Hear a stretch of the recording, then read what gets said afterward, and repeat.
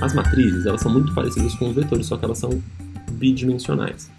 Então, enquanto os vetores, eles são, você pode pensá-los como uma sequência, né? Se eu fosse pegar os dados, como apareceu ali, né?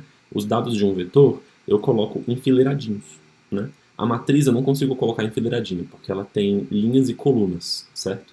Então, eu preciso imaginar a matriz como se fosse uma tabela, bacana? Mas por que eu não vou chamar de tabela? Porque ela é uma tabela especial. Ela é uma tabela onde todas as entradas são do mesmo tipo, exatamente como os vetores. Então, para a matriz também vai acontecer um tipo de coerção, se por algum motivo você tentar criar uma matriz com tipos diferentes de dados. Bacana? Então, ela é exatamente como um vetor atômico. A diferença é que ela é bidimensional, tá bom? Vamos lá. Como é que a gente cria uma matriz? Existe uma função chamada matrix, né? E a sintaxe dela é essa daqui, ó. Você escreve data igual a, bacana, esses iguais, importante destacar, né? Esses iguais que estão ali dentro de uma função, eles também são atribuições, mas eles são atribuições internas da função, certo? Quer dizer que a função matrix, ela tem na entrada dela uma variável chamada data, uma estrutura de dados chamada data. E essa estrutura de dados, ela é um vetor. Tudo isso que eu estou dizendo para você está dentro da ajuda da função matrix. Você pode, se você quiser ser muito raiz, você vai lá, vai ou no quadrinho de ajuda, certo? Vai lá no quadrinho de ajuda, o help, e digita matrix. Matrix, tem que digitar certo, né? Senão não funciona. Matrix, tá aqui, pá. Aí aparece aqui a função, o datasheet da função matrix, né? Dizendo como que essa função como que ela funciona, bacana? No detalhe. Mas não precisa fazer isso não, só escuta o que eu estou dizendo, tá bom? Então essa função, ela tem uma diretiva chamada data, que quer dizer dados, ok? E nessa diretiva você vai inserir um vetor com todas as entradas da matriz, bacana? Aqui eu inseri um vetor que tem como entradas 1, 2, 3, 4, 5, 6 até o 9, bacana? Porque eu quero fazer uma matriz 3x3. Então ela vai ter 9 entradas, bacana? Eu quero que essa matriz tenha 3 linhas, portanto, n-row é número de linhas, certo? Row é linha em inglês. Então, n-row igual a 3, n-col, número de colunas, é igual a 3, ok? Então, eu estou dizendo isso, eu estou informando isso para a matriz, para a função que gera a matriz. Eu estou dizendo, olha, eu quero que essa matriz seja composta pelas entradas de 1 a 9, uma sequência numérica de 1 a 9, com 3 linhas e 3 colunas. Bacana? É isso. E aquele igual lá é uma atribuição que acontece dentro da função. Quer dizer que aquele igual não vai criar variáveis no seu global environment, certo? Ela não vai criar variáveis lá no seu ambiente global. Ela vai simplesmente alimentar a função com informações e criando variáveis que vão funcionar dentro da função e vão desaparecer depois que a função é executada, tá bom? Então tá, vou executar esse bloco de código aqui. Olha que interessante que eu fiz, né? Porque quando você faz essa atribuição, nada acontece, na verdade, né? Ele criou uma variável lá no meu ambiente global. Nesse momento, essa estrutura de dados, variável não, essa estrutura de dados, ela é uma matriz, então ela está separada, né? Observa que aqui tem os vetores embaixo e tem uma matriz aqui em cima, certo? Mas eu chamei essa matriz A aqui embaixo.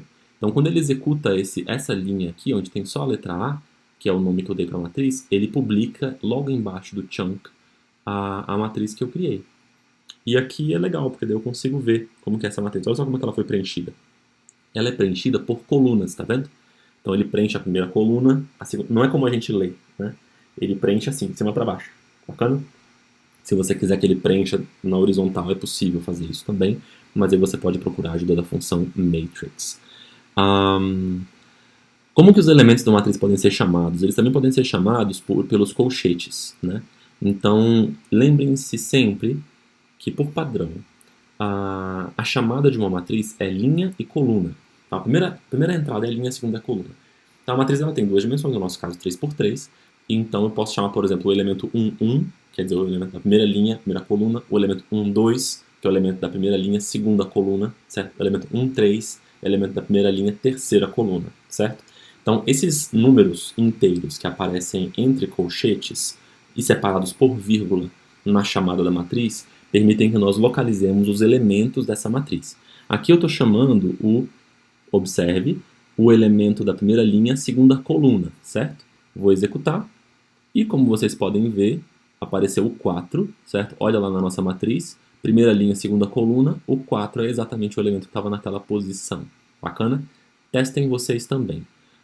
Se você quiser chamar uma linha inteira ou uma coluna inteira, você só omite a outra entrada. Então, assim, você deixa um espaço vazio, certo? Então, se eu quiser chamar, por exemplo, a primeira linha, eu vou abrir colchetes, linha 1, vírgula, não escrevo nada, fecho colchetes, certo? Isso chama a primeira linha inteira. Se eu quiser chamar a segunda coluna, eu abro colchetes, vírgula, direto a vírgula, né? Então o espaço da linha, que vinha primeiro, eu deixo vazio. Segunda coluna, então 2, fecha colchete e chamo a segunda coluna. Eu vou chamar aqui a segunda coluna, vejam só, tá vendo? É assim que a gente chama a segunda coluna da matriz A. Executo.